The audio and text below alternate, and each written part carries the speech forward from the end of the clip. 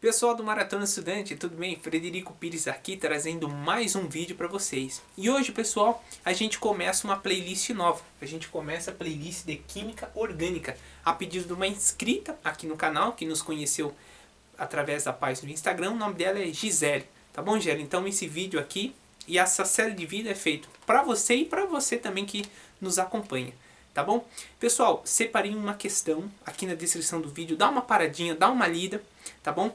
Porque a gente vai recordar uns pontos bem importantes e no final eu vou resolvê-lo com vocês. Então, primeira coisa que eu queria abordar é um panorama histórico. Olha, em 1809, esse químico sueco chamado Jacob Berzelius, ele propôs uma teoria, que é a chamada teoria vitalista. O que significa essa teoria vitalista? Nesse século XIX, os químicos eles consideravam que os compostos orgânicos eles seriam provenientes de seres vivos. Eles só seriam sintetizados a partir de seres vivos, como plantas e animais. Compostos esses como ureia, vitaminas, amido, colesterol. E os seres vivos, eles conseguiriam sintetizar porque eles teriam um princípio, uma força que eles chamavam de força vital. Que força vital era essa? Se desconhecia, mas eles tinham esse postulado, essa teoria. Agora, em 1828, agora não, né? Lá naquela época, em 1828, um de seus discípulos, o alemão chamado Friedrich Wöhler, ele colocou a teoria aqui do seu mestre por terra. Por quê? Porque ele conseguiu sintetizar um composto orgânico, a ureia, a partir de um composto inorgânico, o cianato de amônio. Ok? E isso daí foi um grande divisor de águas. Depois dele, muitos outros químicos conseguiram sintetizar também compostos orgânicos. Então, a teoria vitalista, ela caiu em desuso. Agora, o que de fato estuda a química orgânica, Frederico? Bom, a química orgânica, ela estuda em especial o carbono. Ok? A gente vai ver como que o carbono forma outros compostos. E desses compostos que ele forma, a gente vai estudar propriedades físicas, propriedades químicas.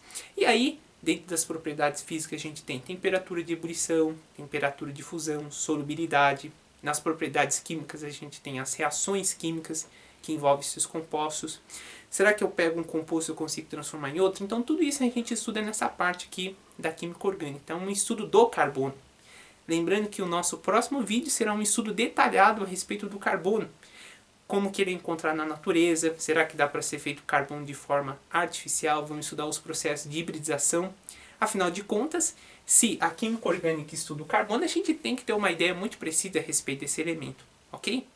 Aí você pode se perguntar, Frederico, mas todos os compostos da química orgânica são compostos, todos esses compostos eles são constituídos apenas por carbono? Não, na verdade você tem outros elementos que entram na composição, como por exemplo o hidrogênio, o oxigênio, o nitrogênio e o enxofre. Esses elementos aqui a gente chama de elementos organógenos, ou seja, que estão presentes na química orgânica fazendo um papel também ali junto com o carbono, mas dando destaque principal para o carbono. Aqui nesses elementos organógenos, a gente tem outros como cloro, bromo, fósforo e até mesmo o bismuto. Eu elenquei esses aqui que são os principais. Quando a gente estuda as funções, certo, dentro aqui da química orgânica, quando você tem a combinação de carbono com hidrogênio, a gente tem os hidrocarbonetos. Quando você tem o carbono combinado com oxigênio, a gente tem as chamadas funções oxigenadas. Temos lá cetona, aldeído, álcool, éster, éter, tá bom? Temos também aqui, quando o carbono se junta com o nitrogênio, as funções hidrogenadas, amidas, aminas, iminas, nitrilas. E, pessoal, essas aplicações são diversas aqui no nosso cotidiano, tá bom? Então, basicamente, essa daqui é a química orgânica. Aí você pode se perguntar, Frederico, mas olha, eu já estudei em química inorgânica o dióxido de carbono, o monóxido de carbono. Você mesmo, por exemplo, pode já ter estudado os ácidos. Se caso não estudou, a gente tem aqui na playlist aqui uma playlist muito rica de ácidos, onde eu já trabalho com sais. Então você estudou o ácido carbônico, tem o ácido cianídrico também, o ácido ciânico. E esses derivados também dos ácidos, os chamados sais, eles são constituídos por carbono. ok? E são estudados lá na química inorgânica. E aí, como que eu faço agora? Eles são compostos inorgânicos ou orgânicos? Na verdade, pessoal, esses compostos que eu citei, eles representam a transição entre a química inorgânica e a química orgânica. Tudo bem? Então, um assunto bem interessante. Agora, eu vou passar e conversar com vocês as características principais dos compostos orgânicos. Bom, os compostos orgânicos, na verdade, eles são ligados por ligações covalentes. Eu só queria abrir um parênteses para falar a respeito do detergente e do sabão. Ali na cabeça polar, a gente tem uma ligação iônica, tá bom? Mas esse é um único caso. Então, são covalentes, ligações covalentes, apolares. Como eles são apolares, a gente já tem aquela ideia de que eles vão se dissolver bem em solventes apolares, solventes orgânicos, e vão ter uma menor solubilidade em solventes polares, como o exemplo da água. Nós temos uma publicação lá no Instagram, é uma publicação de uma frigideira, que tem uma pergunta assim: por que a água quente remove bem gordura? E lá eu falo com mais detalhe aquela famosa frase: semelhante dissolve semelhante. É muito interessante, você tem que dar uma lida lá para ver que post que tá bacana. Então, covalentes apolares, pessoal, sofrem decomposição com uma certa facilidade, isso quando a gente compara com compostos inorgânicos.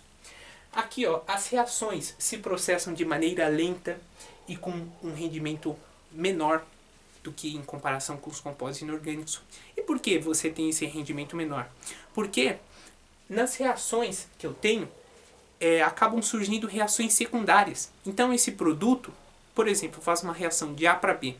Eu não tenho a total conversão de A para B, porque no caminho de A para B eu tenho uma reação C, D, E, entendeu? Que diminuem o rendimento da minha reação. Então, mais uma característica importantíssima. Compostos orgânicos conduzem corrente elétrica? Pessoal, essa é uma questão muito batida nos vestibulares. Compostos orgânicos não conduzem corrente elétrica. A gente vai ver que compostos inorgânicos conduzem corrente elétrica de duas maneiras. Quando colocados em água, eles podem se dissociar, eles vão se dissociar, ok? E eles vão conduzir corrente elétrica também quando fundidos. Porque nessas duas formas a gente terá íons livres. Então, compostos orgânicos não têm condutividade elétrica porque não vão gerar íons livres, ok? Outra coisa, compostos orgânicos, muitos deles são utilizados como combustíveis, a exemplo dos hidrocarbonetos, gasolina, querosene, óleo diesel, ok? E sofrem um processo de isomeria. Iso é igual, meros é parte. Isomeria, pessoal, é um conceito que a gente vai estudar aqui no canal, que é o seguinte: você pega compostos que podem pertencer a uma mesma função ou a função diferentes, mas que vão possuir a mesma fórmula molecular, ok? Então, por exemplo, você pega o butano, é um alcano de fórmula molecular C4H10, e você pega, por exemplo, um outro também alcano, só que o 2-metilpropano, que também vai ter fórmula molecular C4H10. Porém, eles diferem quanto à conformação da cadeia. O primeiro butano é uma cadeia reta, normal, enquanto o segundo é uma cadeia ramificada. Tudo certo? Então, essas são as principais características dos compostos orgânicos. Agora, aqui uma tabelinha. Isso daqui, pessoal, vai ser muito importante para você mandar bem nas suas provas, ok? A gente vai fazer uma distinção entre os compostos inorgânicos e os compostos orgânicos. Então, ó, a respeito do estado, os compostos inorgânicos são sólidos, ok? Enquanto os compostos orgânicos, eles podem ser sólidos, líquidos ou gasosos. Ponto de fusão dos inorgânicos é um ponto de ebulição muito alto, ali em torno de 750 graus Celsius, enquanto os orgânicos têm um ponto de ebulição baixo, 250 graus Celsius. Um ponto interessante, pessoal, é que, de repente, os sais, certo? Os sais, tem sais que eles não conseguem atingir o ponto de fusão deles. Por quê? Porque eles se decompõem antes, entendeu? Então, isso é um ponto muito interessante. Tem sais que não atingem o ponto de fusão porque se decompõem antes. Ponto de ebulição. Os inorgânicos não são voláteis, enquanto os orgânicos têm um baixo ponto de ebulição, cerca ali de 300 graus Celsius, tá bom? Condutividade elétrica. Inorgânicos conduzem corrente elétrica sob duas formas. Dissociam-se em solução aquosa ou quando fundidos, porque assim eles vão gerar íons livres. enquanto os orgânicos não conduzem corrente elétrica. Solubilidade em água. São solúveis os inorgânicos e insolúveis os orgânicos. Abre parênteses, certo? Para aqueles sais assim que tem baixa solubilidade, tá? Mas de maneira geral são bem solúveis. E em solventes orgânicos, os compostos inorgânicos são insolúveis, enquanto os orgânicos são solúveis. Ok, pessoal? Então vou deixar um tempinho para você tirar um print aqui da tela. Ok? Lembrando que é sempre bom você copiar, porque quando você copia você retém melhor a informação. E finalizamos a aula de hoje. Espero que tenha aproveitado informações muito úteis, ok? E antes de finalizarmos formalmente a aula, né, já ia quase esquecendo, a gente vai responder o nosso exercício, tá bom? Então, o exercício, ele diz assim: a respeito da química orgânica e de seus compostos, podemos afirmar, item A, Friedrich Wöhler pôs abaixo a teoria da força vital, né, a teoria, né, da força vital era aquele princípio, né, mas a teoria vitalista, tá, a gente pode interpretar assim, quando sintetizou a amina, composto orgânico, a partir de um composto inorgânico.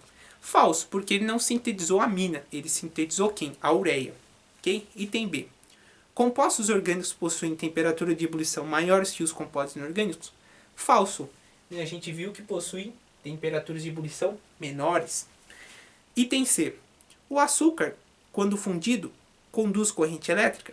Falso, pessoal, porque o açúcar é um composto orgânico, tá bom? Então, mesmo quando fundido, não vai produzir íons livres, então não conduz corrente elétrica. Item D. As reações desses compostos se processam mais lentamente com menores rendimentos? Item verdadeiro, como a gente pôde verificar aqui, reações mais lentas e com menor rendimento, porque ocorrem reações secundárias. E no item E, são compostos que não apresentam isomeria. Item falso, porque os compostos orgânicos apresentam isomeria. Tá bom, pessoal? Então, agora, formalmente, terminamos nossa aula. Espero que as informações tenham sido úteis para você. Curta, compartilhe com seus amigos. Lembrando que nas próximas aulas a gente vai dar continuidade a esse tópico de química orgânica, ok?